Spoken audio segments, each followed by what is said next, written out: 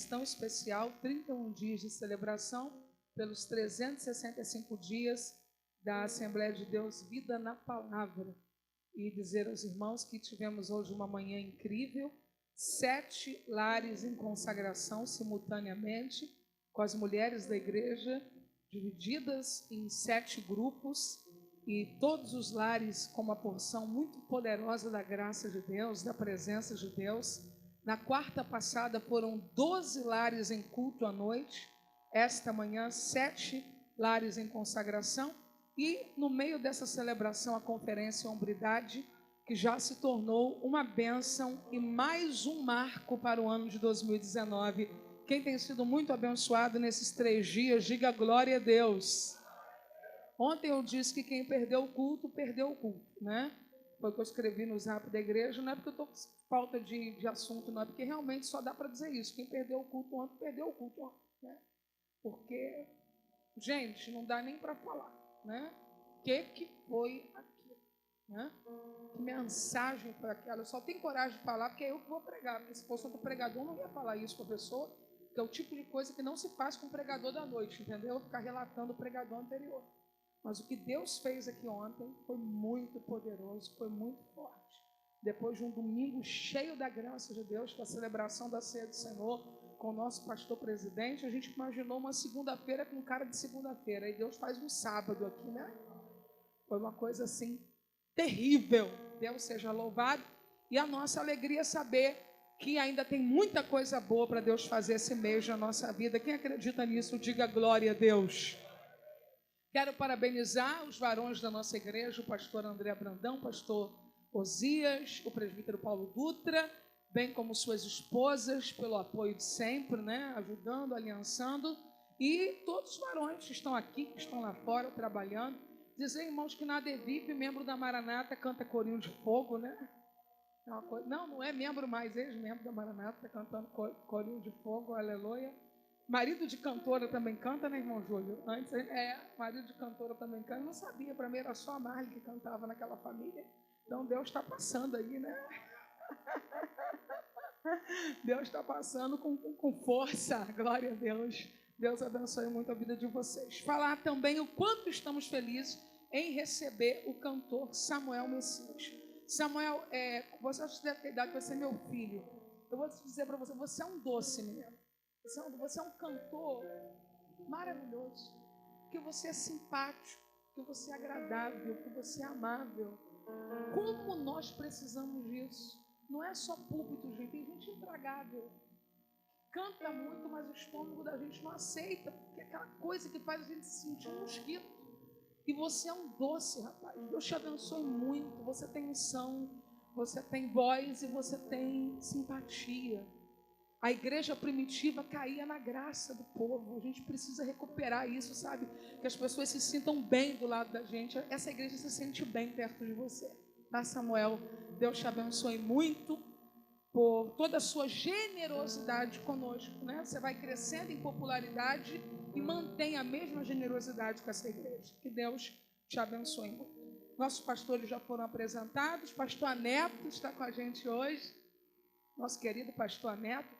Domingo estaremos lá pela manhã, né? A nossa caravana está animada, nós vamos sair cedo daqui para estar com a nossa querida igreja Adevida em Três Rios, e vai ser muito especial. Amados, antes de eu entrar no texto bíblico, eu tenho a alegria de lançar hoje na nossa igreja o meu primeiro audiobook, Eu Não Sou Aitofel. Eu tenho alguém aqui que leu o livro? Tem alguém que leu o livro? Dizer aos obreiros que todo mundo tinha que ter levantado a mão agora. Vocês estão atrasados em 2 anos, mas tudo bem, dá tempo. O audiobook vai resolver isso. Tá bom? Eu entendo, é muita coisa, né? Mas o audiobook vai resolver. Então, vai estar disponível no final do culto, o Clube do Livro, que é um braço do departamento feminino dessa igreja, né? Uma ideia maravilhosa da diaconisa, da missionária Lídia, né? Quando ela estiver bem velhinha, com 90 anos, a gente vai lembrar, o Clube do Livro foi a Lídia. Também que eu vou estar com 90 também, Lídia, mas tudo bem. E o Clube do Livro é um mimo dessa igreja, um braço do Ministério Feminino muito bonito, que hoje preparou um espaço muito bacana para eu fazer uma dedicatória a você que vai adquirir o audiobook. Deus me abençoou com milhares de pessoas que adquiriram meu livro e eu creio que agora outras pessoas vão ouvir. E eu tenho testemunho, inclusive, de pessoas que, ouvindo, compreenderam melhor do que lendo. Talvez seja o seu caso, você vai se sentir bem. Foi gravado na minha voz para dar familiaridade às pessoas que já nos ouvem sempre, algumas com problema de depressão, síndrome do pânico, angústia. Já está acostumado com a voz do pregador no YouTube, dorme ouvindo. Tem gente que me diz que acorda com o celular quente, quase pegando fogo na cama. Então, eu sensível a essas pessoas, fiz a gravação na minha voz e com uma produção da MK, que tem uma excelente produção, então ficou muito bom. Vocês terão oportunidade de adquirir.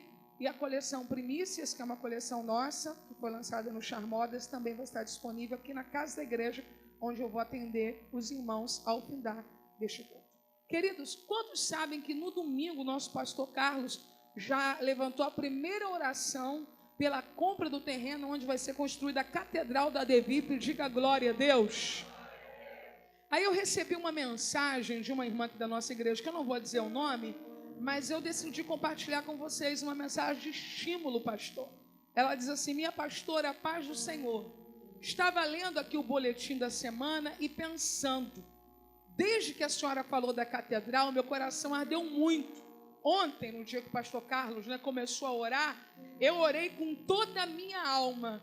E ao ler o boletim da igreja, eu vejo que muitas pessoas podem achar a coisa mais normal do mundo, mas não é. Essa catedral precisa ser construída. Mais pessoas precisam participar disso, viver isso. A Devip é uma igreja completa. Tudo é muito maravilhoso, as atividades, as pessoas, as líderes, os irmãos, que eu sempre amei estando de fora e agora que estou dentro, estou maravilhada. Muitas mudanças a minha casa tem recebido.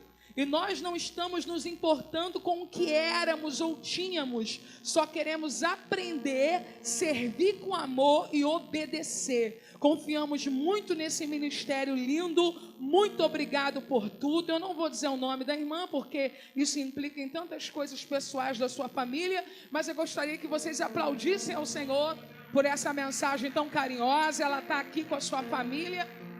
E eu percebi que o que ela quis me dizer é que outras pessoas precisam viver o que ela está vivendo, e para isso demanda espaço, né? Por isso nós começamos a orar e não vamos parar de orar até que Deus nos responda com esse grande terreno onde será construída a catedral da nossa igreja. Vamos ao texto bíblico agora. Alguém tem ideia de qual livro da Bíblia nós vamos ler?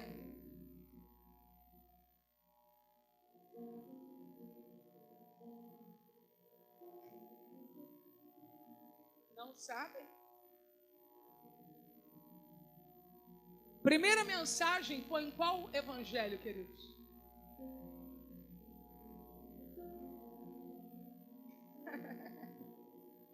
Segunda mensagem foi em qual evangelho? Já me fez poupar metade do caminho na oração, né? Eu já disse: Deus, eu sei que está aqui. Porque se o pastor Carlos pregou no Evangelho de Jesus segundo escreveu Lucas, se o pastor Márcio Oliveira pregou no Evangelho de Jesus segundo escreveu Lucas, é porque esta conferência o Senhor quer falar com a igreja no Evangelho de Jesus segundo escreveu Lucas. Então agora eu só preciso descobrir o capítulo.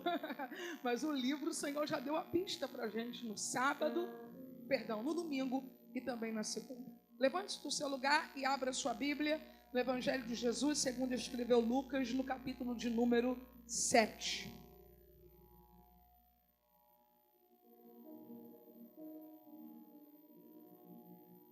Evangelho de Jesus segundo escreveu Lucas, capítulo de número 7. Irmão Gilvan, é sempre bom ter o senhor aqui, tá? Eu ainda tenho esperança do senhor usar uma gravata do Grupo Luz e Vida. Cadê o irmão Elton? O irmão Elton tá aí? O senhor não está precisando de um companheiro, irmão Elton? Está precisando aí, viu? O Wesley está precisando de um maestro. ao lado dele, né? Sentiu que o Wesley está com força, né? Quero agradecer o Márcio e a Clarissa, a Reobote, por nos abençoar por mais uma vez. Deus continue. E o Aleph, né? Que a família Reobote está crescendo. Evangelho de Jesus, segundo escreveu Lucas, capítulo 7. Quem já encontrou, diga glória a Deus. De acordo com a versão da projeção, eu leio o primeiro versículo, vocês leem o segundo e faremos assim. E depois de concluir todos estes discursos perante o povo, entrou em Cafarnaum.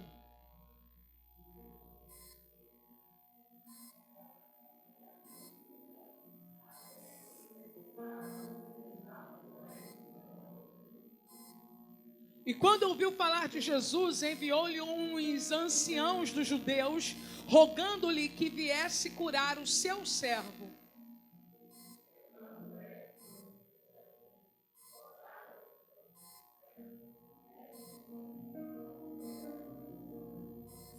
Porque ama a nossa nação e ele mesmo nos edificou a sinagoga.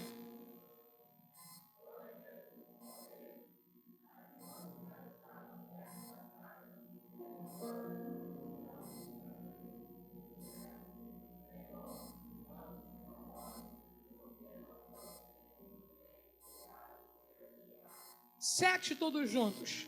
E por isso nem ainda me julguei digno de ter contigo. Dize, porém. 8.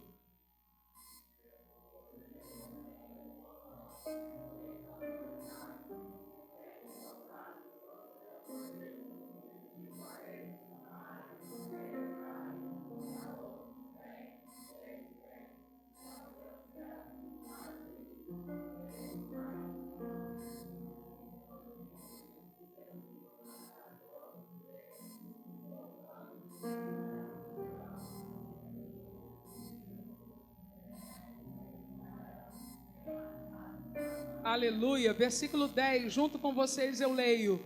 E voltando para casa os que foram enviados. Esse finalzinho, acharam são o servo enfermo. Vamos lá, 1, 2, 3. Desocupe as suas duas mãos, segure firme na mão da pessoa que está do seu lado, não deixe ela escapar. Prova para ela que você está viva, alegre e cheia do Espírito Santo esta noite.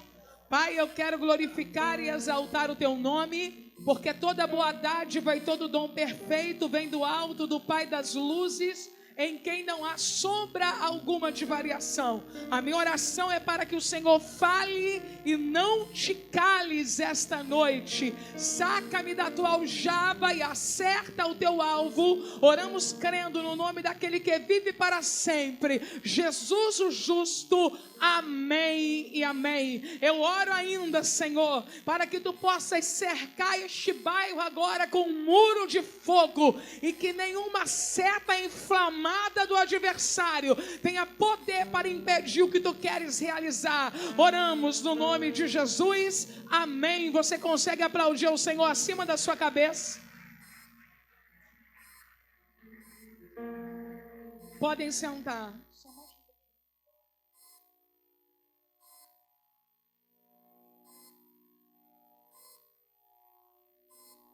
Queridos, eu quero esta noite pregar sobre relacionamentos. Relacionamentos. Eu não vou pregar aos homens, eu vou pregar a todos. Os homens tiveram 2 noites, se bem que a gente pegou carona nas 2, né? Sobrou para a gente palavra também. Mas hoje nós estamos com um grupo misto, tal qual no domingo. E eu quero me utilizar propriamente do nome da conferência, hombridade. Hombridade é um substantivo feminino E a princípio está relacionado diretamente com a figura masculina. Hombridade é ar viril, é másculo. Hombridade está ligado, de fato, ao universo masculino. Mas a palavra hombridade alcança as mulheres quando ela também tem o seu significado em retidão de caráter, dignidade e honradez. Eu pensei em alguns personagens para falar de hombridade. Pensei na hombridade de Davi com Saul. Na hombridade de José com Potifar.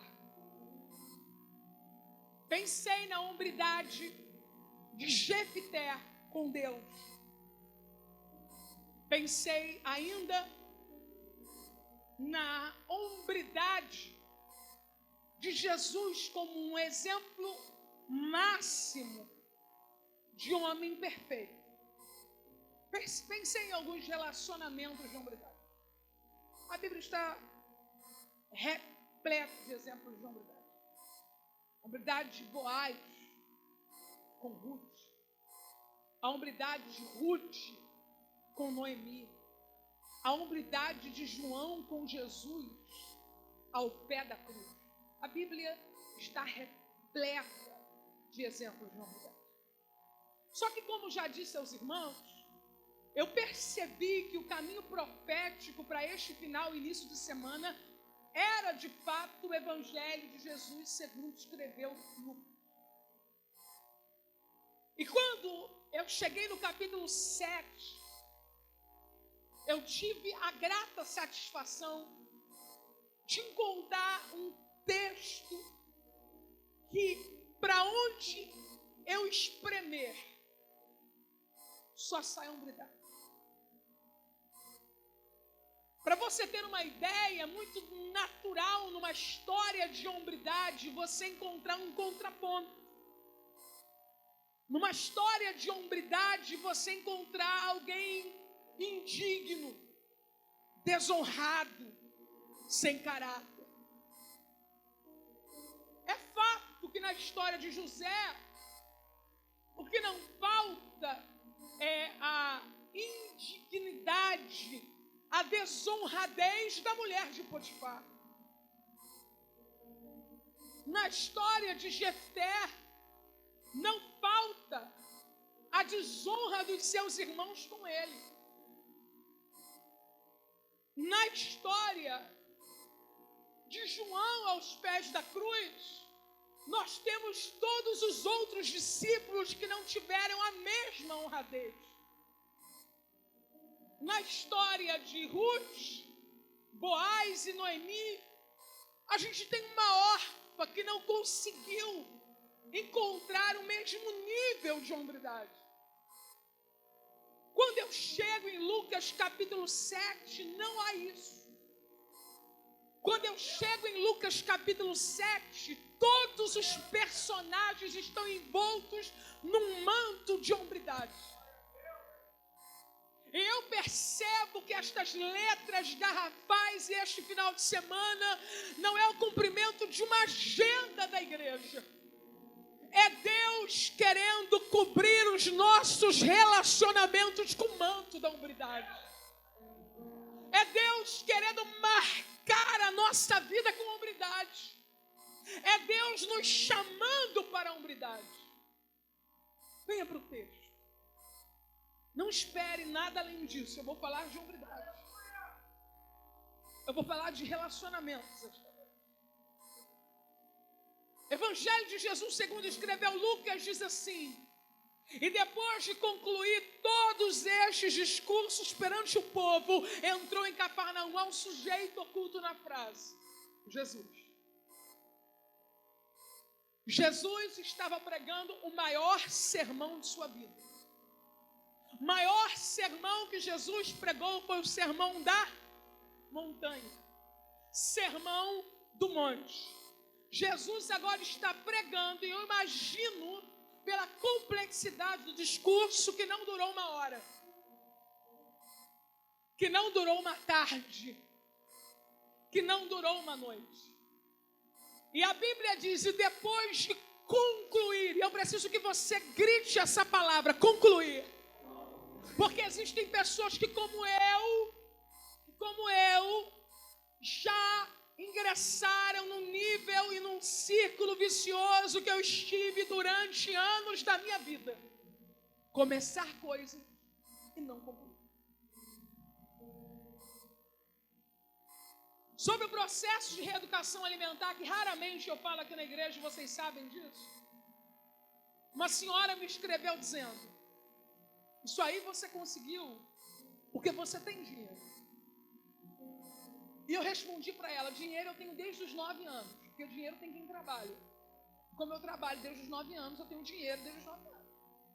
Só que eu usava o meu dinheiro para comer, e não para fazer reeducação. E se você não sabe, quanto mais dinheiro, mais eu comia. Quanto mais dinheiro, mais possibilidade de comer coisas que antes não podia comer. Então os ciclos de começar coisas e não terminar, eu conheço. Começar dietas e não terminar, eu conheço. Começar curso e não terminar, eu conheço. Começar projeto e não terminar, eu conheço. Começar livro e não terminar, eu fiquei com um ano com o livro, as coleções de mulheres da Bíblia, parado. Esse caminho eu conheci. E talvez existam pessoas hoje aqui que começam e param. Começam e se distraem com outro projeto. Começam investindo em uma coisa, daqui a pouco já estão investindo em outra. Aí eu inicio esta ministração dizendo, hombridade para concluir tarefas sem abandoná-las. Quem é o personagem inicial do texto? Diga bem alto, Jesus. Jesus está pregando o sermão da montanha e ele pode dizer, eu vou pausar agora porque eu quero ir em Cafarnaum e amanhã eu volto. Mas Jesus tem a hombridade de concluir o que começou para ingressar num novo desafio. Você está cheio de lacunas abertas na sua vida e pendências que nunca foram resolvidas. Você está à caça de novos desafios quando não conseguiu cumprir nem os desafios que você já tem. Deus te traz a Devip esta noite para lhe dizer, eu vou lhe dar a hombridade de concluir as tarefas sem abandoná-las. O que você faz no ministério é um reflexo do que você fez na vida. Esse fogo com que você começa as coisas no início do ano e só dura 3 meses, foi assim no seu curso de inglês. Essa paixão meteórica pela Bíblia, que na primeira pasada que alguém te dá, você não quer mais, é a mesma coisa que você fez com o curso de corte e costura. Essa coisa de que começo bem, mas não estou aqui para tolerar A ou B, isso você já fazia também quando os desafios se apresentavam diante dos projetos que você tentou ser. Você tentou ser empreendedor, você tem 5 faculdades sem concluir nenhuma, você escreveu N coisas que nunca publicou. Aí o Espírito Santo te traz aqui para te dizer, o Jesus perfeito conclui primeiro para fazer uma nova coisa depois.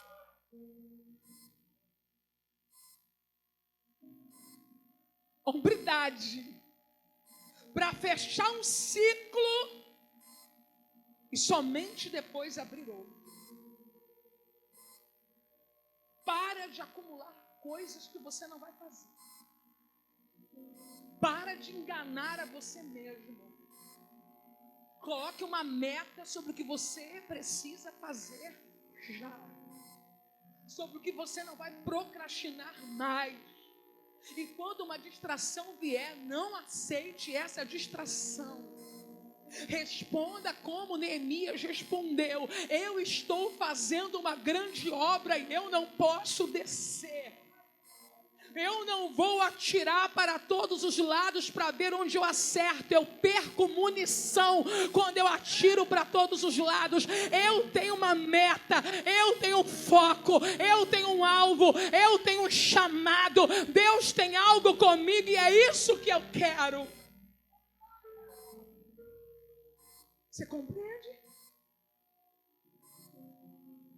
Versículo seguinte diz: e o servo de um certo centurião, a quem muito estimava, estava doente e moribundo. Quem está comigo, diga aleluia.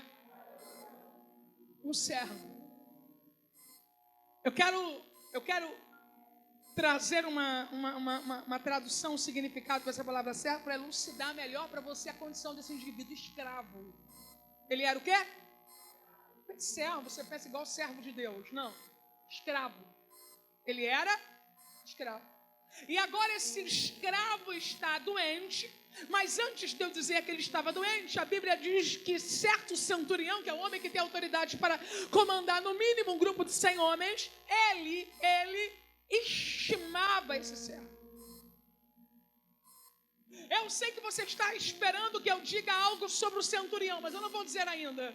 Eu vou dizer hombridade para servir ao ponto de ser estimado. Eu quero que você olhe para mim, para você não perder o que eu vou dizer agora. Elevando os níveis normais dos relacionamentos. Quem é escravo, qual relacionamento tem com o seu senhor? No padrão, qual é o relacionamento nora-sogra? No padrão dessa sociedade corrompida, qual é o relacionamento padrasto e enteados?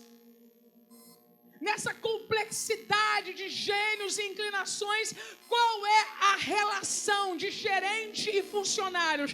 Qual é a geração de cunhado e cunhada, cunhada e cunhado? Qual é a relação de superior, de líder e de liderado? Aí o Espírito Santo está dizendo: eu quero te dar hombridade de elevar o teu relacionamento a ponto de que ele rompa com a posição que você está e te coloque num nível mais elevado ainda.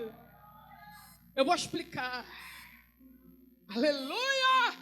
Como é que o escravo hebreu chega na casa de um homem, o homem entrega a chave da casa e diz: eu não quero ter conta nem do meu dinheiro mais, eu só quero meu prato de comida na mão. Como uma nora que não tem vínculo sanguíneo, genético nenhum, olha para uma velha que não tem onde cair viva e diz para ela: onde quer que tu fores, irei eu. Queridos, o título que eu tenho não pode me prender a um relacionamento raso. Eu que preciso olhar para a minha condição e ter a hombridade de sobressair no relacionamento além do título. Escravos e senhores, o relacionamento deles, acabei de me lembrar que li um livro há pouco tempo, uma literatura francesa sobre servos e senhores. Pense num livro assim, chocante, onde você vê toda a frieza dessa relação. Aí a Bíblia vai dizer que esse centurião estimava esse servo, porque esse servo conseguiu quebrar a barreira da condição. Esse servo resolveu ser além do que a posição dele impunha. Eu posso te entregar uma palavra: você não vai ser um genro para o teu sogro. Você não entendeu? Pode fazer igual meu pai. Você não vai ser um genro para o seu sogro. Você não vai ser uma nora para a sua sogra. Você não vai ser um padrasto para os filhos da tua mulher. Você não vai ser um enteado para o teu padrasto. Você vai romper com a limitação do título e vai chegar num outro lugar além do título. Você está entendendo o que eu estou dizendo, oh glória? Eu sei do que eu estou falando, porque eu vivo isso aqui na igreja. Esses dias eu estava com um padrasto de uma menina aqui da igreja, e ele falando assim: porque minha filha casou, porque minha filha é maravilhosa, porque eu sinto falta da minha filha até hoje. E eu contando para a mulher dele que cada vez que ele falava filha, parecia que ele ia explodir de tanto orgulho. Ele entendeu que podia ir além do título, ele entendeu que podia ir além daquela prisão. Você só é servo, não, eu vou além disso.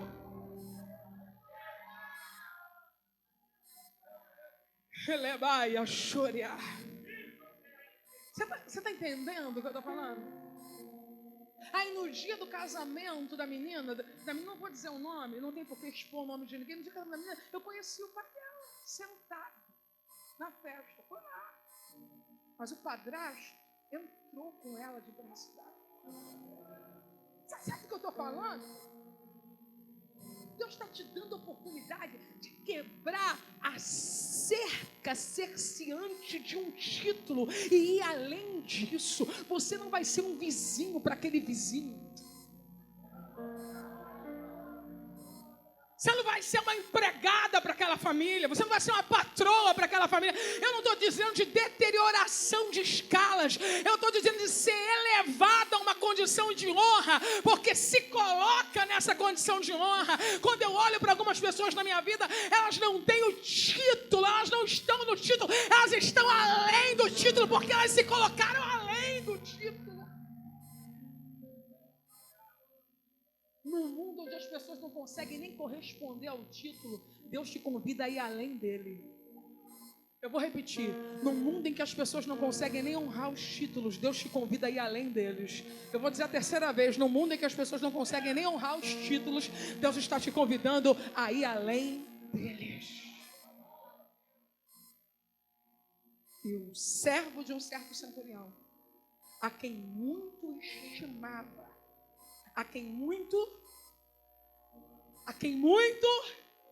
hombridade para estimar os que nos servem.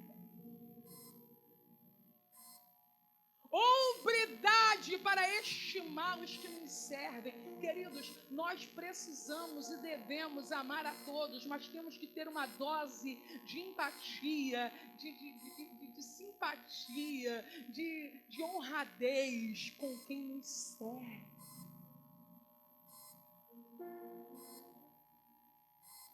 Estou falando de família, sabe? Estou falando de igreja, estou falando de quem está na posição de servir. Não dá para passar por mim, colocar sobre a mesa e eu não falar, eu agradeço. Eu não sei, acho que a palavra que eu mais uso durante o dia todo é gratidão. Gratidão. E quando eu digo isso, eu não estou dizendo isso por uma convenção, estou dizendo isso porque ninguém tem obrigação de servir, não há mais escravos. Até aquela pessoa que é subsidiada, que é salariada, ela pode romper com esse relacionamento, ela é livre. Então se ela ficou é porque há um vínculo, e se há um vínculo tem que haver gratidão. Os diáconos dessa igreja não são subsidiados, gratidão. Quem recebe qualquer tipo de oferta ou de investimento poderia estar em outro lugar fazendo outra coisa, mas está aqui, gratidão. A irmã que limpa o lugar por onde você vai passar, gratidão. O irmão que ajuda no estacionamento, gratidão. O porteiro do seu prédio, gratidão. A sua esposa que coloca aquela mesa, gratidão. Eu preciso falar. Meu pai está aqui, minha mãe está aqui, eu preciso falar, meu marido. Nossa, o meu marido trabalhou já comigo, eu trabalho já em casa. Ele entrega o prato de comida para as pessoas na minha mão. Nenhum homem é obrigado a fazer isso. Sabe por que o seu marido não faz isso? Porque você não sabe ser agradecido. Nunca houve um momento que meu marido me trouxesse um prato que eu não dissesse para ele, meu amor, muito obrigado, gratidão. Tem dia que eu passo discurso com o prato. Não é bem? Eu falo, você não sabe, meu amor, o quanto isso faz diferença. Você não sabe o quanto eu louvo a Deus pela sua vida. E o prato esfriando, eu segurando o prato. Ninguém é obrigado a servir a gente, não. Quando você começar a expressar gratidão, você vai motivar pessoas a te abençoarem, porque ninguém quer abençoar um ingrato, mas quando alguém é grato, as pessoas sentem o desejo de abençoar.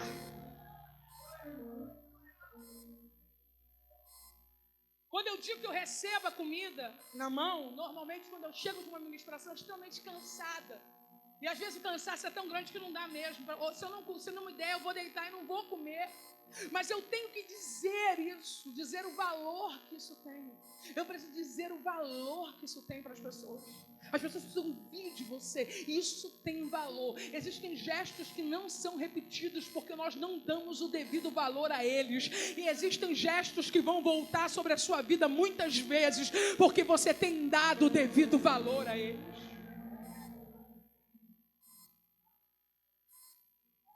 Minha esposa, que café maravilhoso. Minha esposa, que bom que você passou essa blusa.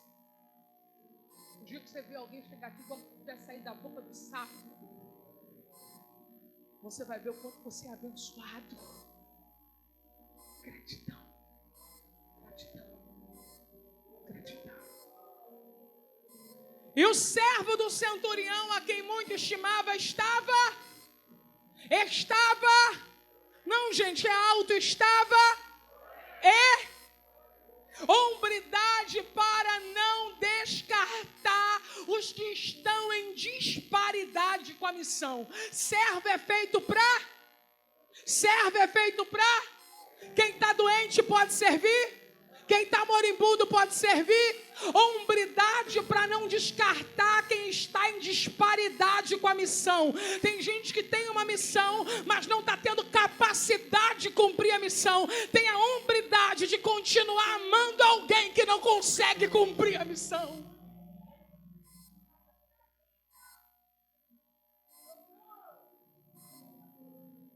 Quer ver a enxurrada de mágoas? Entre nos perfis das redes sociais para visitar o segundo domingo, o dia dos pais. Eu escrevi no meu status, gente, hoje não é dia de falar mal do pai. Que até tenta, sabe? Eu quero agradecer ao meu pai, porque mesmo sendo como foi, mesmo cheio de defeitos, meu filho, é para elogiar ou para detonar? Será que nós não conseguimos manter o sentimento de alguém ou com alguém mesmo quando essa pessoa está em disparidade com a missão? Ele é servo e não pode servir. Ele é servo e é moribundo. E se você quer a verdade da sociedade cristã e da sociedade do modo geral, você vai encontrar cantores que não estão conseguindo cantar. Você vai encontrar ministros que não estão conseguindo ministrar, pastores que não estão conseguindo apacentar, pais que não estão conseguindo prover, homens que não estão conseguindo proteger, esposas que não estão conseguindo cuidar. Mas eu preciso ter a hombridade de continuar honrando quem está em disparidade com a missão. Segure na mão de alguém que Jesus colocou do seu lado e diga a ele: doente ou moribundo, não descarte ninguém. Quando esse homem ouviu falar de Jesus, enviou-lhe os anciãos dos judeus rogando-lhe que viesse curar o seu servo. Ele tem amor por esse servo. Ele tem honradez em relação a esse servo. Ele tem a hombridade de não desistir desse servo. E ele sabe que Jesus pode socorrer esse servo. Então ele chama os anciãos, que são autoridades religiosas locais, para irem até Jesus. Eu vou falar a palavra hombridade umas 15 vezes hoje, tá? Hombridade para promover encontros dignos. Queridos, nós precisamos ser propiciadores de conexões saudáveis. Esse homem sabe que Jesus é um mestre, esse homem sabe que Jesus é um profeta, esse homem sabe que Jesus é um filósofo, que Jesus é um doutor, que Jesus... E ele entende, eu preciso enviar até Jesus, anciãos de Deus. Não fique confuso com isso, porque nesse ponto Jesus ainda não havia convergido de forma tão veemente com a religião judaica. Jesus está iniciando o ministério. Então esse homem tem a seguinte ideia: à altura de Jesus, eu preciso enviar alguém que possa corresponder à honra que ele tem. Queridos, eu tenho tido e tenho descoberto essa alegria. Eu disse que falaria sobre relacionamentos hoje, por isso que eu estou trazendo exemplos da vida. Se eu estivesse pregando doutrinariamente, eu não faria isso. Eu tenho tido a alegria de promover bons encontros. Deus vai começar a te dar essa alegria. essa alegria. No momento em que parece que o que a gente conhece de bom, a gente quer esconder e colocar numa caixinha. Deus quer nos dar honradez de apresentar pessoas do mesmo nível. Eu estava lendo sobre como realizar apresentações de pessoas desconhecidas. E eu aprendi, evangelista Júlio, que uma das formas de conectar pessoas desconhecidas é colocando uma diante da outra e falando do que elas têm em comum. Por exemplo, o evangelista Sérgio Rodrigo é flamenguista? O senhor também, Júlio? Então não daria. Tem algum? Então eu acabei de descobrir que o Geraldo também é botafoguense. Então suponhamos que eu encontrasse o evangelista Júlio e o prefeito Geraldo não fossem membros da nossa igreja e eu não soubesse como apresentá-los a fim de eles darem continuidade a um relacionamento. Apresentar de forma convencional é você dizer fulano de tal está aqui, fulano, ciclano e ali acabou. Mas se eu quero que de fato haja a possibilidade de um engajamento nesse relacionamento, eu preciso encontrar pontos comuns que unam essas duas pessoas. Então seria natural dizer assim, irmão Geraldo, quero te apresentar uma pessoa querida, é um botafoguense como o senhor. Quando eu der as costas, o assunto inicial já está ali. Deus vai começar a nos fazer lembrar de pessoas para promover conexões saudáveis entre elas. Eu queria que nessa noite você colocasse na sua cabeça que você vai promover um encontro abençoador para alguém que está aqui.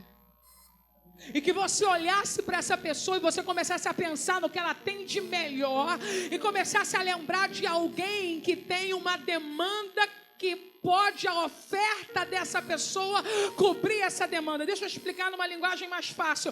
Que essa pessoa tenha um serviço, que a outra tenha uma necessidade. E quando serviço e necessidade se encontram, pessoas simultaneamente são abençoadas.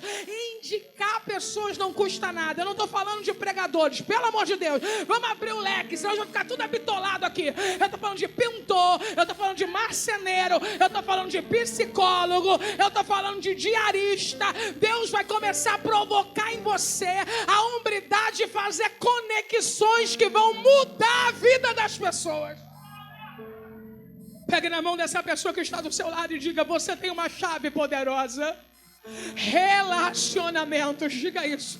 Você tem uma chave poderosa. Relacionamentos. Se um seminário precisa de um professor, eu sei que a pastora Norma pode. Se uma igreja precisa de um palestrante, eu sei que a pastora Carla pode. Se uma pessoa precisa de um atendimento psicológico, eu sei que a Lídia pode. Se alguém precisa de uma situação qualquer envolvendo literatura, eu sei que nesse momento o Marcos pode. Se alguém precisa fazer uma gravação, eu sei que a Robot pode. Satanás quer nos levar para um mundinho de egoísmo, onde a gente pega os contatos e esconde na gaveta. Mas a gente precisa desenvolver a hombridade de dizer: eu vou proporcionar encontros maravilhosos.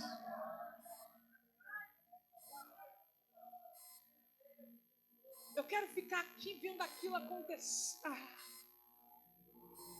Eu quero ficar aqui vendo aquilo acontecer. Eu quero ficar aqui olhando e dizendo: olha aí, não é que deu certo aquilo.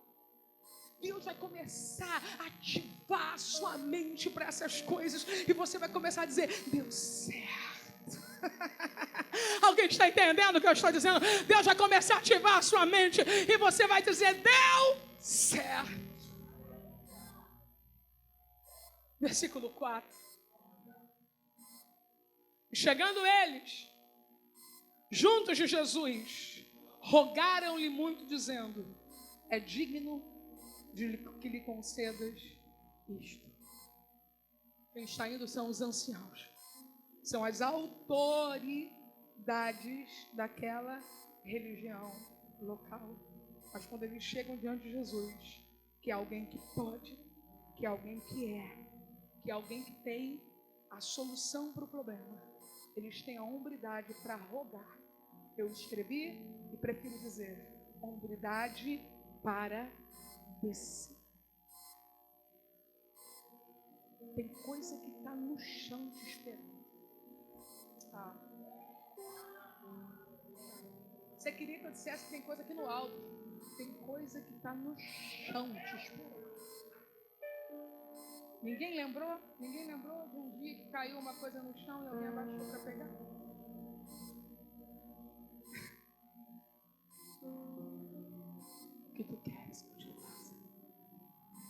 Rogo-te que me dê porção dobrada do teu espírito. Eliseu está invocando a sua condição de primogênito dos discípulos, querendo uma porção dobrada. E Elias disse: se tu me vires, quando eu subir, assim será feito. Se tu não vires, não será feito. E os dois vão andando e conversando. E a gente tem uma expectativa de que Elias vai tirar a capa, vai fazer um cerimonial, vai colocar a capa em Eliseu e vai se afastar para dizer: vou fazer uma foto sua agora. Mas de repente, enquanto os dois estão andando, uma carruagem de fogo separa Elias de Eliseu. Só para você entender e não dizer por aí que Elias subiu numa carruagem de fogo. A Bíblia não diz isso. Uma carruagem de fogo separou Elias de Eliseu. E Elias subiu ao céu no redemoinho. Quando Elias subiu no redemoinho, a capa... gente posuda. Gente só aceita coisas com cerimonial. Eu não vou falar porque meu nome não apareceu lá. Tá de parabéns, Everson. Seu nome não apareceu no cartaz da escola bíblica dos jovens profetas. Eu te convidei depois do cartaz fechado. Você não me perguntou em nenhum momento, pastora, por que eu não estou no cartaz. Você foi, pregou e voltou. Ministério não precisa de cerimonial para acontecer.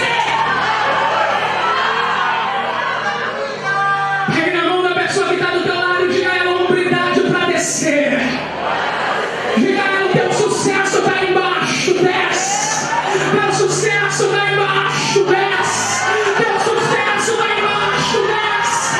Teu sucesso está embaixo, desce. Tem coisa que só descendo.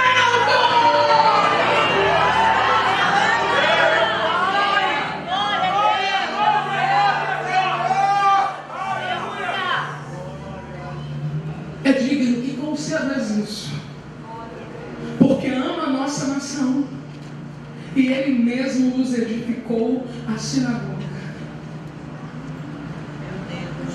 Hombridade para lembrar. Aquela sinagoga não foi inaugurada naquele dia. Nós temos uma facilidade com posts de inauguração, né? O que o amigo fez hoje, o que o pastor fez hoje, o que o cônjuge fez hoje.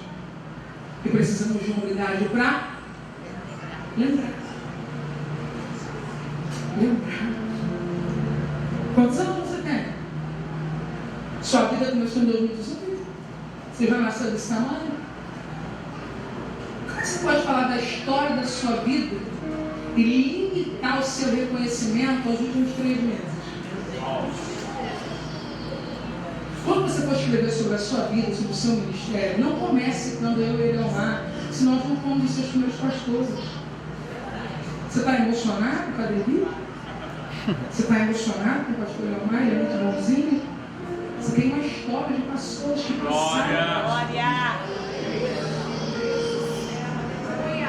Essa vizinha que você conheceu agora, que virou uma mãe. Quando eu era criança, todo mundo era minha mãe da minha adolescência. Tinha uma mãe ali, uma mãe lá. Aí eu tive um problema que hoje eu reconheço que era depressão na adolescência, que na época nem se falava nisso, uma suspeita de um tumor no cérebro. Aí as mães desapareceram, então só ficou a minha, lavando peça íntima.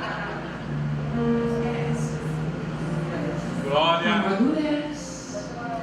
Glória a Deus! Amadurece. Lembra.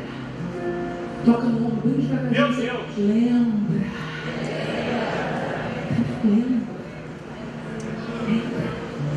Você não nasceu na semana passada. Lembra. Esse sogro que hoje vacilou com você já matou sua fome antes. Meu Deus.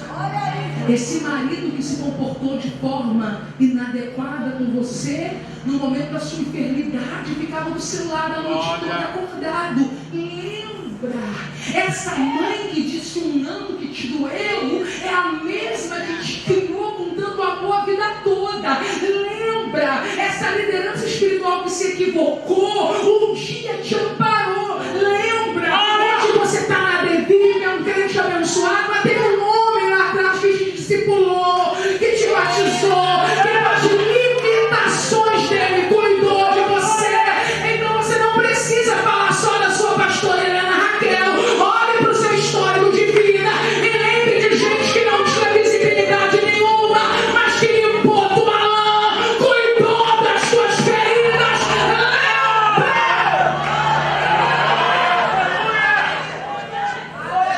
Por que eu estou falando isso? Que é cômodo eu aceitar, a igreja aceitar. Só que hoje tem um jovem aqui, uma adolescente, deixa eu ver o caminhão aqui.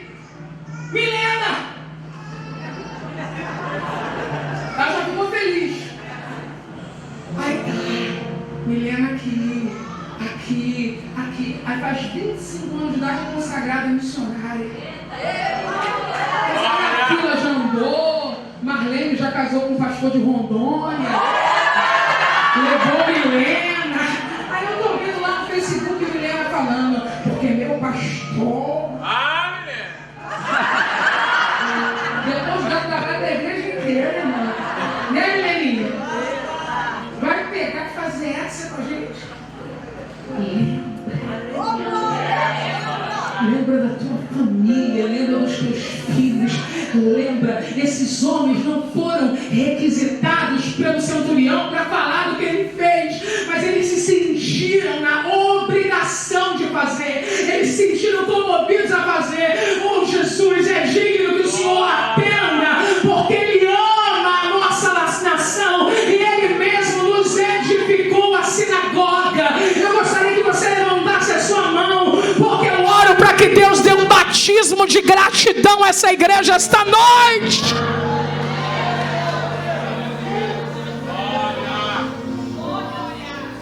Eu construí na minha Bíblia, evangelista Marcos Mendonça, uma rota que eu chamei de Rota da Gratidão. O Eliomar esses dias leu, ele falou, o que é isso, bem? Eu vou te explicar. Rota da Gratidão. Eu tenho que passar por todas essas igrejas. Eu tenho que começar na igreja Sinais e Prodígios de Nova Iguaçu, onde os meus pais se casaram. Porque foi com a bênção daquele altar que a minha concepção aconteceu. Depois uma outra igreja que já não existe denominacionalmente, mas o prédio está lá, onde eu fui apresentada. E daí vai a história, eu tive que escrever e Deus me disse, faça o cabeçalho, Rota da Gratidão. Eu estou te desafiando a sair desse culto para escrever a Rota da Gratidão. Grite o nome de alguém que não vai ficar chateado com você e grite dizendo, hombridade, meu irmão. Hombridade. E foi Jesus com eles. Conseguem repetir isso comigo? 1, 2, 3. E foi Jesus com eles. Mais alto, 1, 2, 3. E foi Jesus. Hombridade para atender. Queridos, estamos vivendo uma geração com um percentual imenso de pessoas inúteis. Foi duro o que eu falei agora, né? Inúteis. Inúteis. Existe uma palavra que é muito antiga. Antiga assim, para a nossa realidade de 2019. Prestativo. Lembra dessa palavra? Vocês sabem que não é uma palavra mais usual, que a gente não usa tanto. Prestativo. Quando você pensa em coisas que marcam alguém positivamente, a fama de alguém no lugar que essa pessoa mora, poucas coisas marcam tanto quanto essa pessoa ser uma pessoa prestativa. Você entende isso? Tem gente aqui que no mundo até aprontava alguma coisa, mas por que tinha simpatia da vizinhança? Porque era prestativo. Isso marca. O Eliomar riu aqui, e o Eliomar é um exemplo disso. Por quê? Porque o Eliomar, ele teve uma ação com a minha avó quando ele não era crente, que minha avó fala disso até hoje, gente. A minha avó falou o tempo todo até ele se converter, e continuou falando depois que ele converteu. E não era meu namorado nem nada. Todo mundo não sabe, eu sou um pouquinho mais jovem do que ele. Pouca coisa. Mas então, ele não era meu namorado. Mas ele já era adulto, né? Antes de mim. Então, 10 aninhos, né? E aí, ele teve uma atitude com a minha avó. Minha avó quebrou uma perna, né? Teve um problema no joelho. E o Eliomar não tinha relacionamento nenhum com a nossa família. Mas por causa de uma amiga em comum da família, ele chegou no Hospital da Poça pegar a minha avó. Minha avó não era essa mulher magrinha. Minha avó era forte. E ele pegou minha avó no colo. Você pensa. Ele virou o super-homem da vida da minha avó. Não tem pra Hulk, Rambo, pra ninguém. Ela dizia, aquele menino grandão, irmão da Cleusa, ele me pegou assim, ó. Eu vou ser grata a esse menino até o último dia da minha vida. Deus quer te usar para marcar alguém com prestatividade. Pega na mão desse crente que... Vou aproveitar que hoje está tudo bem aqui. Pega na mão desse crente que está do seu lado e prega para ele. Fala assim, aquele que sabe fazer o bem e não faz, abre o bocão agora e fala para ele, peca. Então, meu irmão, todo bem que você puder fazer, faça. Você não vai marcar sua vizinhança porque você sai com uma Bíblia de manhã. Eles estão acostumados a verem pessoas carregando Bíblia. Jesus deu a senha, e nisto conhecerão que sois meus discípulos, se vos amardes uns aos...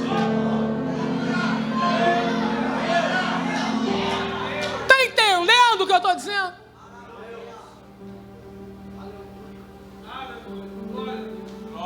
Ter a bênção de atender, ter a bênção de socorrer, ter a hombridade de ajudar e de marcar positivamente a vida de alguém. Eu estou citando exemplos dessa igreja para você ver, irmãos, que não está distante. Citei o exemplo do padrasto, citei o exemplo do pastor, vou citar o exemplo de uma família da nossa igreja agora. Mais uma vez, sem citar nomes. Tivemos uma situação com uma pessoa enferma. Levamos ao médico.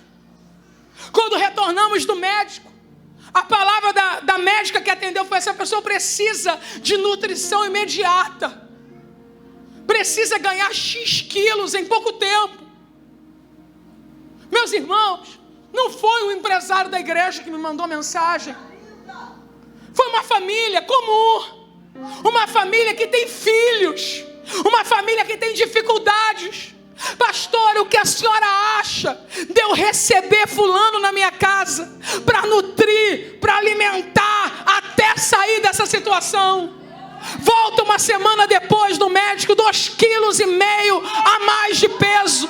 Quem fez isso não foi a prefeitura. Quem fez isso não foi o empresário. Foi um crente que teve a hombridade de atender.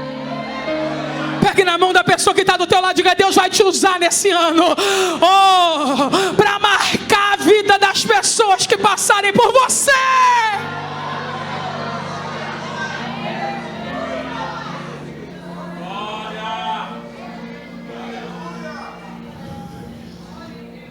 Mas quando já estava perto da casa, seja paciente comigo. Mas quando já estava perto da casa, enviou-lhe o centurião uns, dizendo: Senhor, não te incomodes, porque não sou digno de que entres debaixo do meu telhado. Ele já havia enviado uma primeira comitiva. Quem está comigo, diga aleluia. Nessa primeira comitiva, ele pede que essa comitiva vá rogar para que Jesus cure o rapaz. Agora, a Bíblia diz que ele envia os seus. Essa comitiva chega dizendo assim: ele é digno. Está explícito ali. Ele chama os amigos e diz vai lá e fala para ele que eu não sou digno que ele entre no meu telhado. Eu escrevi para não esquecer. Hombridade para dar a cada qual a porção de confiança que lhe cabe. Ele não disse aos anciãos: Peça para ele liberar o milagre de lá, porque eu não sou digno. Ele deixou que os anciãos fossem pedir e até dizer que ele era digno. Mas aos amigos, ele disse: vai lá e fala que eu não sou digno. Precisamos ter a hombridade de dar porções de confiança diferenciadas às pessoas. Essa coisa louca que entrou na cabeça dessa geração de que todo mundo é igual, para com isso. Isso não existe. Nós somos iguais diante de Deus. Nós somos iguais diante da lei. Constitucionalmente somos iguais. Quando o assunto é relacionamento, existem pessoas e pessoas. Existem conhecidos e amigos. E Deus quer que você tenha hombridade de diferenciar níveis de confiança, para que você não sofra decepções desnecessárias.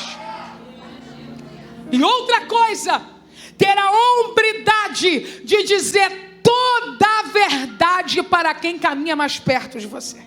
Eu acho lindo quando Paulo diz: se quiser saber tudo sobre mim, é só perguntar àquele que está comigo. Gente, isso é maravilhoso. É maravilhoso quando um obreiro pode dizer para alguém: se você quiser saber melhor sobre mim, pergunte ao fulano. Quando a gente pode apontar para um amigo e dizer: quer saber a verdade que eu sou? Pergunte a ciclano. Você não pode ser uma caixinha fechada, lacrada. Você precisa ter amigos que conheçam a sua fragilidade e saibam exatamente quem é você. Porque são essas pessoas que vão te defender dos maiores ataques da sua vida. Ninguém protege quem não é vulnerável. Quando você revela a sua vulnerabilidade às pessoas certas, você cria um muro de proteção à sua volta. Eu estou pregando, tem gente que não pegou, eu vou voltar, porque você não pode perder isso.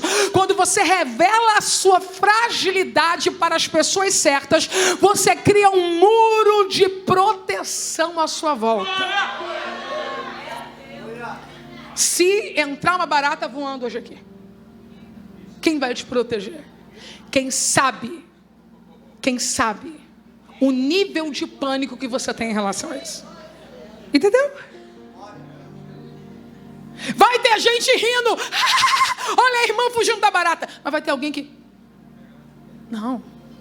vai fazer qualquer coisa para você não ser exposto à área do seu sofrimento e da sua vulnerabilidade. Deus está trazendo gente para perto de você que não vai pegar a verdade sobre você para espalhar, não vai pegar a verdade sobre você para te difamar, não vai pegar a verdade sobre você para te angustiar, mas vai pegar a verdade sobre você para te proteger. Se tem uma pessoa bem de Deus do seu lado, que você tem um mínimo de intimidade, pegue na mão da pessoa que está do seu lado e diga a ela: eu quero ser um muro de proteção à sua volta. Eu quero ser um muro de proteção à sua volta.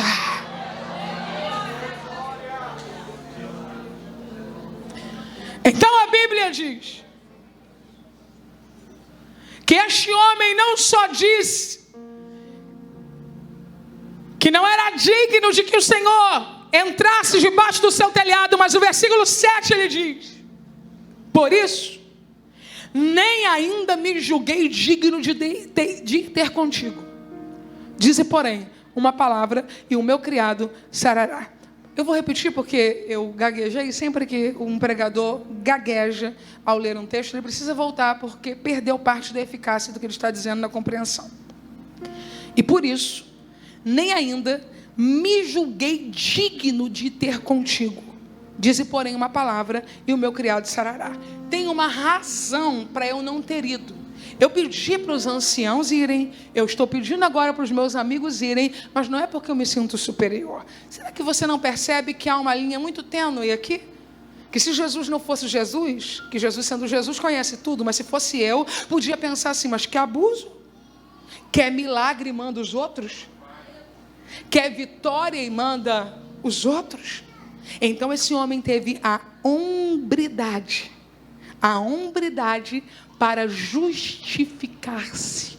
Sabe que tem um monte de mal entendido ao seu redor, porque você fica com essa boca fechada. Eu vou alertar você que uma das ações de Satanás na vida do lunático era desenvolver um espírito mudo, um espírito que não falava. Meu Deus! E esse espírito às vezes entra no casamento e pega a mulher. Às vezes entra e pega o marido. Às vezes entra, quer pegar até o crente na igreja. Você fala com ele, ele só te responde o que ele acha que é necessário. É uma prisão perder a faculdade da fala. E eu não me refiro aos surdos. Os surdos têm a linguagem deles para a comunicação. Eu estou falando de gente que chegou num nível que perdeu a capacidade de conversar com o outro. E quando eu deixo de conversar, eu deixo de ser entendida.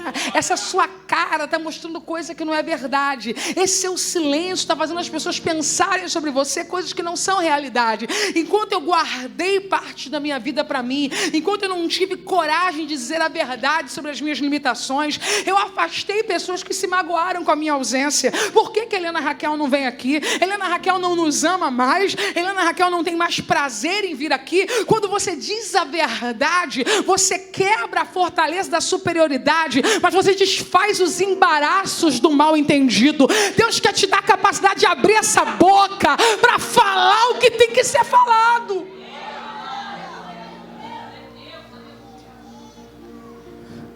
Por isso, não me julguei digno de ter contigo,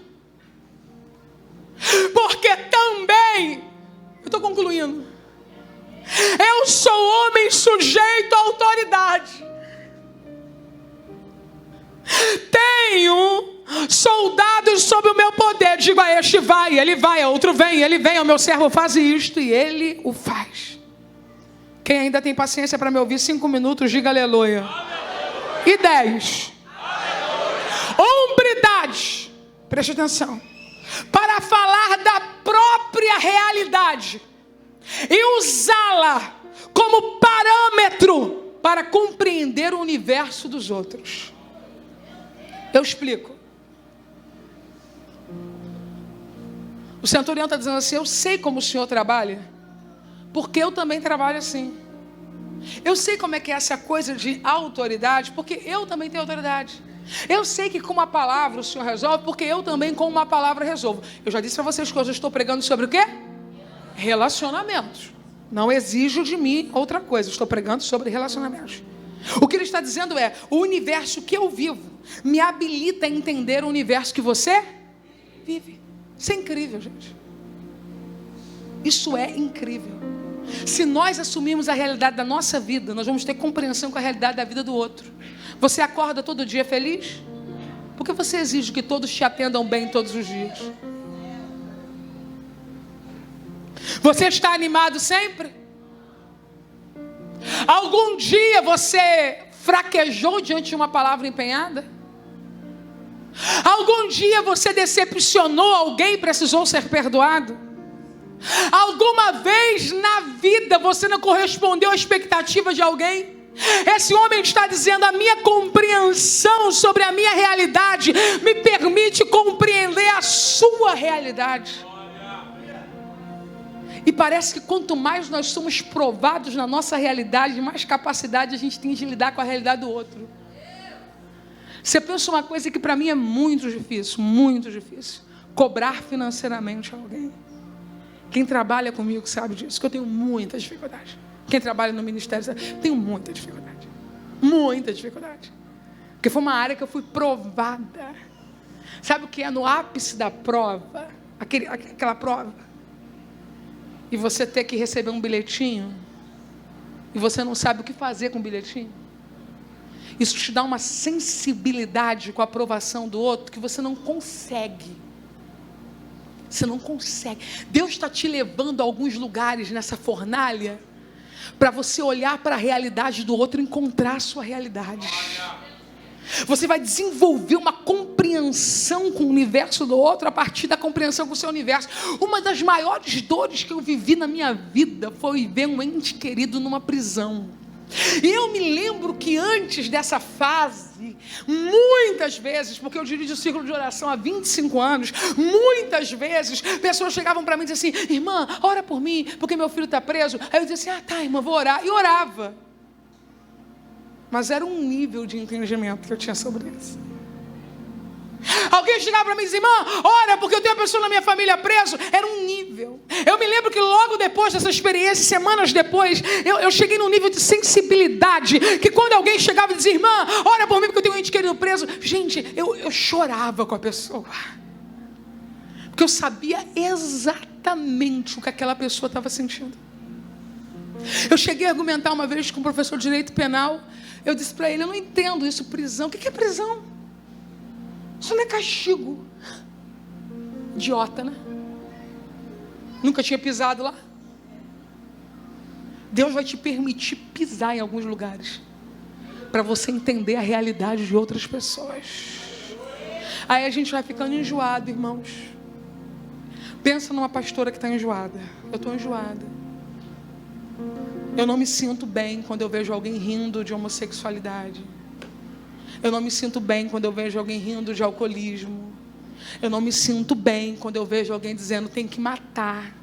Eu não me sinto bem. Eu vou dizer aqui, tá? Eu vou dizer aqui, tá gravando, não tem problema nenhum. Eu não me sinto bem quando eu vejo crentes se envaidecendo de prisão de políticos. Eu não me sinto bem. Não que eu não queira que a justiça seja feita, mas eu olho sobre a perspectiva, que tragédia. Porque é uma tragédia um chefe de família preso. É uma tragédia um chefe de estado preso. É uma tragédia. Ah, mas está lá porque não estou pontuando isso. Eu estou pontuando que atrás desse indivíduo tem uma família. Atrás desse indivíduo tem uma dor. Atrás de alguém jogado numa esquina tem uma mãe. Atrás de alguém no hospital psiquiátrico tem uma família. Deus às vezes nos insere em alguns universos para ver se a gente quebra a casca grossa e começa a olhar a dor do outro de outra maneira. Outra coisa que precisamos desenvolver é a consciência de que vivemos em comunidade. Talvez o que não seja a menor dor para você é dor para alguém. Então seja cuidadoso ao falar. Aqui não tem só mãe de filho de crente. Você entende? Eu vou continuar pregando contra o pecado, irmãos. Mas eu preciso ter uma linguagem que não dilacere ainda mais quem já está quebrado. Aqui tem mãe de lésbica. Aqui tem mãe de homossexual. Aqui tem pai de viciado em cocaína. Aqui tem mãe de viciado em droga. Aqui tem família lutando com o filho na prostituição. Aqui tem gente que a família está vivendo um caos porque perdeu um ente querido com uma bala por causa da bandidagem, porque se envolveu em alguma coisa. E quando eu pego esse microfone para dizer porque tem que morrer mesmo, eu estou jogando seta para todo lado, eu estou dilacerando pessoas que já estão dilaceradas. Deus está dizendo: eu quero levar vocês a um nível de experiência como comunidade espiritual, que a dor do outro se torne a tua dor, que o universo do outro se torne o teu universo também.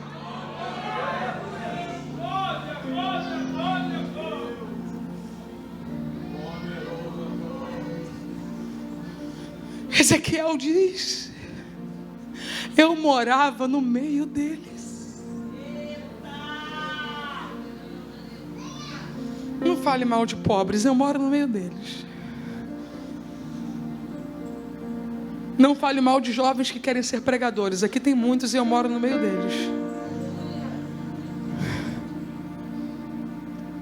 Não fale mal de gente sonhadora que não tem dinheiro, mas continua sonhando, porque eu moro no meio deles. Nós moramos no mesmo lugar e só por isso temos autoridade profética. Eu não estou falando de geografia, eu estou falando de emoções. Deus nos coloca no mesmo lugar das pessoas para que a gente tenha autoridade profética para falar sobre elas. Eu gostaria que você segurasse na mão da pessoa que está do seu lado e dissesse a ela: você não está sozinho. Deus está levantando pessoas que entendem.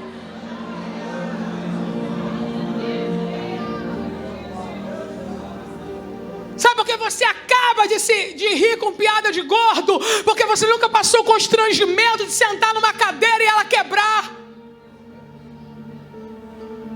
Você, homem, que fica assistindo programa televisivo onde a mulher obesa ou a mulher de X idade é depreciada porque a TV brasileira faz isso, e você cai na gargalhada, você está pisando na mulher que dorme ao seu lado.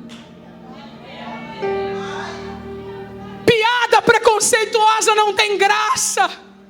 Pegar a imagem de negro sem dente e colocar no Facebook ou sei lá onde, um varão para você, não tem graça, porque o meu marido é negro e na minha família tem gente que não tem dente, e isso não faz deles menor do que ninguém. Chega,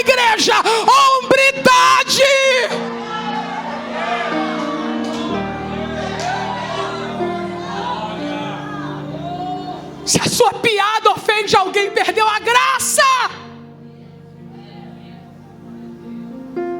Eu concluo. Ouvindo isso, Jesus maravilhou-se dele. Ouvindo isso, Jesus... gente, eu estou no maior gás e vocês estão aí. Ouvindo isso, Jesus... hombridade para maravilhar-se. Eu explico. Tem gente perdendo a capacidade de se maravilhar. Eu me lembro que eu fui pregar em uma igreja muito, muito querida, muito abençoada, e que tinha um pastor também muito querido, muito abençoado, de certa idade. E ele assim, firme na fé, sabe? Firme na fé, um homem de Deus. Mas o tempo todo que eu pregava, ele não esboçou nenhuma reação. Nenhuma reação. E depois, conversando com outras pessoas, alguém ponderou da seguinte maneira: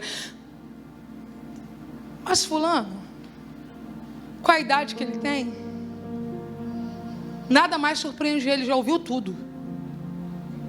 Sim, eu entendo esse lado, né? E tem até o lado realmente que a maturidade faz com que você não se deixe levar mais por qualquer coisa. Não é verdade? Não é qualquer palavrinha. Só que isso não saiu da minha cabeça. Quando uma coisa não sai da minha cabeça, eu vou pensar sobre isso depois. E aí eu me lembrei disso quando eu estava lendo isso. Quem está maravilhado com o centurião? Quem está maravilhado com o centurião? Gente, o que é isso? Eu prego aqui e vou olhando o rostinho de gente que me olha com aquela cara de nada demais. E Jesus ainda consegue se maravilhar. Eu não posso perder essa capacidade, senão a vida perde o sentido. Olha, Jesus, olhai para as aves dos céus, olhai para as flores do campo. Maravilhado. Dá gosto, né, Leomar? Dá gosto sair com quem? Sobre o assunto maravilhado. Não, maravilhado. Mamãe. Minha sogra Ele é uma pessoa que era comida e falou que era um Silvio. Minha mãe vai assim, ó. Que lindo. Meu Deus. Mas que lindo. Um dia nós fomos numa região que vende produtos para casa de decoração. Porto Ferreira. Eleomar chegou a filmar minha mãe. Eleomar é desses, né? Eleomar na loja filmando as reações da minha mãe. Que vida feliz, né? Glória! Teu filho falou papai, cara. Tua esposa não queimou o bolo. Sua mãe não se atrasou para o culto de hoje. Alguém te deu um presente. O Everson cantou corinho. O Júlio canta. Como é que você pode passar 2 horas aqui e nada marcar você de forma positiva? Hoje, alguém me disse algo que me confrontou. Ele me disse: Helena, o contrário do amor não é o ódio.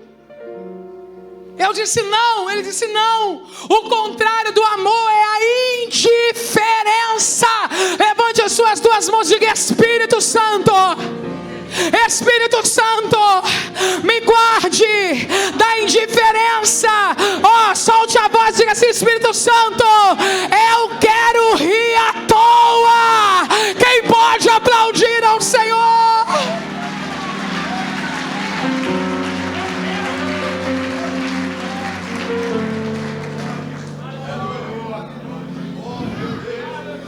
E voltando-se, disse a multidão que o seguia. Quem disse?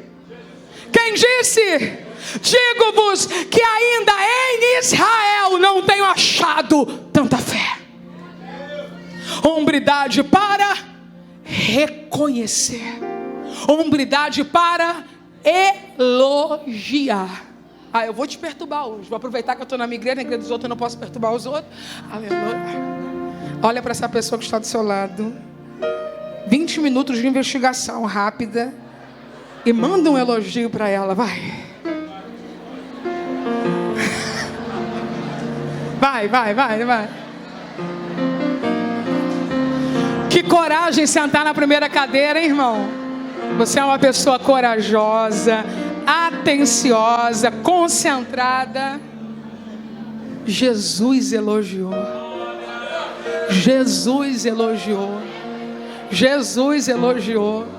Eu vim de uma escola religiosa que dizia: elogio mata, elogio mata, elogio mata. Eu cresci e descobri que indiferença mata mais rápido.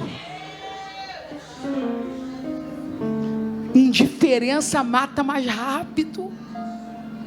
Quem não gosta de receber um elogio, um abraço, Jesus elogiou. Jesus poderia dizer: não vou falar não, porque senão vai fazer mal para o ego dele. Jesus levantou a voz e disse: eu estou maravilhado, porque nem em Israel eu encontrei tanta fé. E voltando para casa os que foram enviados. Penúltima colocação sobre a hombridade. E voltando para casa os que foram enviados. Vamos todos juntos ler essa primeira parte? 1, 2, 3. Voltando para casa os que foram enviados. Hombridade para voltar. Hombridade para voltar. Hombridade para voltar. Missão cumprida, voltei. Deu tudo errado, voltei. Estava certo, voltei. Errei na minha escolha, voltei. Tem que ter hombridade para voltar. Nem sempre dar passos para trás é retroceder. Algumas vezes dar passos para trás é romper. Acharam, são o servo enfermo. No 3, 1, 2, 3. Acharam, são o servo enfermo. Fechei a Bíblia. Desliguei o smartphone. Glória. Hombridade para permanecer. É um negócio tão estranho que quando o indivíduo volta para ver se deu certo, o servo já: estou curado. Mas ele não. Acharam que diante do favor de Deus que será manifestado a todos nós que aqui estamos, Ele nos encontre na mesma posição de servos. Hombridade para permanecer. Em dias de relacionamentos rápidos, fugazes, meteóricos, hombridade para permanecer. No lugar da sua cura, permaneça. Levante do seu lugar. Em nome de Jesus.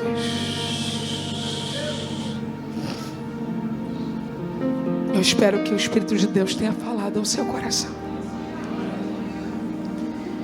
E que os seus relacionamentos melhorem a partir desta noite. E que um manto de hombridade possa cobrir toda esta igreja.